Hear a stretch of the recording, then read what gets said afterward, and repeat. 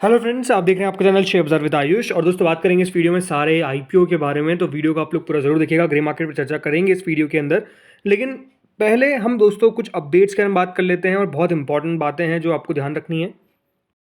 दोस्तों कुछ आईपीओस को सेबी की तरफ से बेसिकली अप्रूवल मिल चुका है, ग्रीन लाइट मिल चुकी है जैसे यहाँ पे लिखा हुआ है। और इसमें सबसे इंपॉर्टेंट नाम है दोस्तों बजाज हाउसिंग का। जी हाँ, बजाज हाउसिंग को भी यहाँ पर अप्रूवल मिल चुका है। इसके अलावा बाजार स्टाइल, डिफ्यूजन, दीपक, मानबा आईपीओस को बेसिकली अप्रूवल जो है वो बेसिकली मिला है। अब बजाज हाउसिंग फाइनेंस से लेकर बात क्या है, देखिए ऑलमोस्ट 7,000 करोड़ का ये इशू रहने वाला है। लेकिन इसमें सबसे इंपॉर्टेंट बात क्या है, कंपनी अपने शेयर होल्डर्स को, कौन से शेयर होल्डर्स जो बजाज फिनजर्व और बजाज फाइनेंस दोनों को होल्ड करते हैं, उनको बेसिकली यहाँ पर सीधा फ़ायदा देती हुई नज़र आएगी। तो अगर आपको शेयर होल्डर कैटेगरी का फ़ायदा चाहिए तो उसके लिए आपको बजाज फिनेंस या फिर बजाज फिनजर्व किसी भी कंपनी का कोई एक शेयर आपको खरीदना है और अपने पोर्टफोलियो में रखना है, ताकि जब आईपीओ आएगा तो आपके पास दो कैटेगरी होगी लगाने के लिए। कौन कौन सी दो कैटेगरी, या तो आप रिटेल या तो एचएनआई में लगा सकते हैं। इसके अलावा आपके पास शेयर होल्डर की कैटेगरी भी रहेगी। तो आप समझ सकते हैं यहाँ पर कि ये दोनों कैटेगरीज में आप अप्लाई कर सकते हैं। रिटेल एचएनआई उनमें से आपको चूज करना है, बाकी एक और शेयर होल्डर कैटेगरी भी है जिसमें आप अप्लाई कर सकते हैं। तो ये सबसे इंपॉर्टेंट बात है। बाकी अगर मैं बात करता हूँ इन आईपीओस के बारे में जो हमको आते हुए नजर आने वाले हैं बाकी के आईपीओस, तो अपने आप में आप समझ सकते हैं कि सारे इशू काफ़ी बढ़िया है। जैसे कि बजाज हाउसिंग फाइनेंस का 7,000 करोड़ का इशू है, जिसमें से 4,000 करोड़ का फ्रेश इशू और 3,000 करोड़ का ऑफर फॉर सेल रहने वाला है। इसके अलावा दोस्तों दीपक बिल्डर्स एंड इंजीनियर्स को भी अप्रूवल मिल चुका है। ये भी अपना आईपीओ अब लेकर आ सकते हैं, इनको भी अप्रूवल जो है वो बेसिकली मिल गया है। Right, company basically fresh issue लेकर फ्रेश इशू यहाँ पर लाई है ताकि फंड्स ले सके अपने डेट को चुकाने के लिए और वर्किंग कैपिटल रिक्वायरमेंट के लिए। इसके अलावा Manba finance, Baazar style, retail and diffusion engineers, इन सब कंपनीज को भी अप्रूवल मिल चुका है। तो ये भी अपना आईपीओ कभी भी आप समझ सकते लेकर आ सकते हैं। इसके अलावा एक और इंटरेस्टिंग बात बताता हूँ, जो ये दोस्तों कंपनी है बाजार स्टाइल रिटेल, ये कंपनी करीबन 185 करोड़ फ्रेश इशू के जरिए और बाकी का ओएफएस लेकर आएगी। और इसके अंदर दोस्तों रेखा राकेश झुनझुनवाला वो लार्जेस्ट शेयर होल्डर है बेसिकली 7.8% स्टेक के साथ। तो आप समझ सकते हैं इसमें जैसे वेटरन इन्वेस्टर राकेश झुनझुनवाला जी की पत्नी, जो डेफिनेटली पूरा यहाँ पर संभालती हैं, उनका भी बेसिकली स्टेक है। तो आप समझ सकते हैं कि ये इशू अपने आप में इंटरेस्टिंग रहेगा। राइट, अब बात करते हैं जो आईपीओ ऑलरेडी ओपन है। सो ब्रेनबीज आईपीओ दोस्तों का आज सेकंड डे है। राइट, अब कल ये बंद होगा। ₹2 की फेस वैल्यू है, 440 से 465 का प्राइस बैंड है, 32 शेयर्स का लॉट साइज है, 4,193 करोड़ का इशू है, 1,666 करोड़ का fresh issue, offer for sale of 2,527 crore. Then 44 shares का यहाँ पर एम्प्लॉयज़ के लिए डिस्काउंट है और बीएससी एनएससी दोनों पर लिस्ट भी होगा। अभी तक का जो सब्सक्रिप्शन है वो अपने आप में बहुत कम है। क्यूआईपी कैटेगरी दोस्तों बिल्कुल भी सब्सक्राइब होती हुई नहीं दिख पाई है। एचएनआई कैटेगरी 22% सब्सक्राइब हुई है, मतलब कुल मिलाकर 137 करोड़ एचएनआई ने लगाया है। रिटेल कैटेगरी 93% तक भर पाई है अभी तक, यानी रिटेल ने 391 करोड़ रुपीज़ लगाए।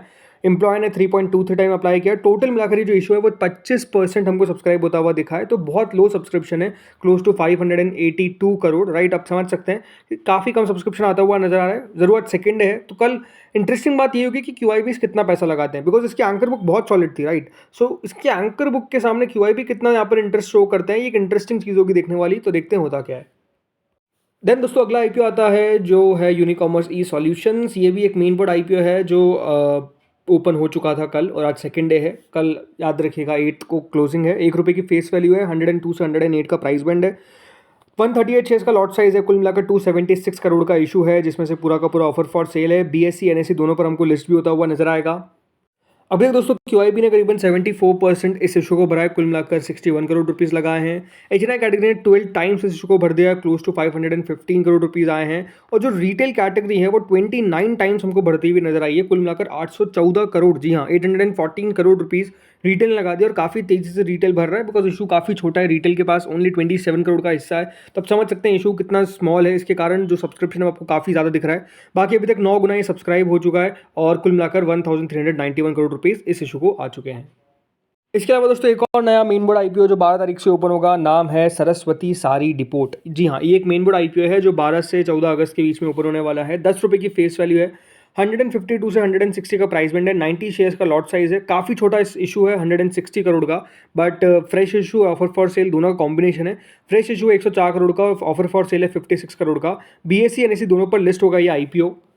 सबसे अच्छी बात क्या है कि इसके अंदर दोस्तों रिटेल कैटेगरी को 35% हिस्सा दिया गया है। बाकी अगर आप देखेंगे आज हाल फिलहाल में सारे आईपीओ में सिर्फ 10% का हिस्सा है। बट अगर मैं कंपनी के बारे में बात करता हूँ तो देखिए इंटरेस्टिंग बात क्या है कि कंपनी अच्छी नज़र आती है। मतलब अगर फाइनेंशियल्स की मैं सीधी बात कर लेता हूँ तो फाइनेंशियल देख सकते हैं, कंपनी 550 करोड़ का रेवेन्यू करा है 2022 में। 2023 में ऑलमोस्ट 600 करोड़ का रेवेन्यू किया है। प्रॉफिट कंपनी का आपको देखने को मिल रहा है। Return on equity, return on capital employed सारे दोस्तों काफ़ी बेहतरीन नजर आते हैं।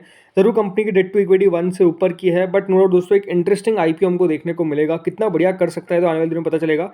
बट हाँ, जरूर ये अच्छा आईपीओ रह सकता है, इस प्रकार की एक्सपेक्टेशन है।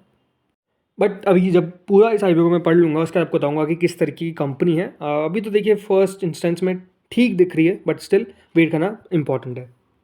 अब दोस्तों बाकी आईपीएस पे बात कर लेते हैं तो देखिए एस्थेटिक इंजीनियर जिसकी ग्रे मार्केट 2 दिन तक 100% चल रही थी, अब 43% आ चुकी है। मतलब ग्रे मार्केट अब देखिए 100 से सीधा 43%।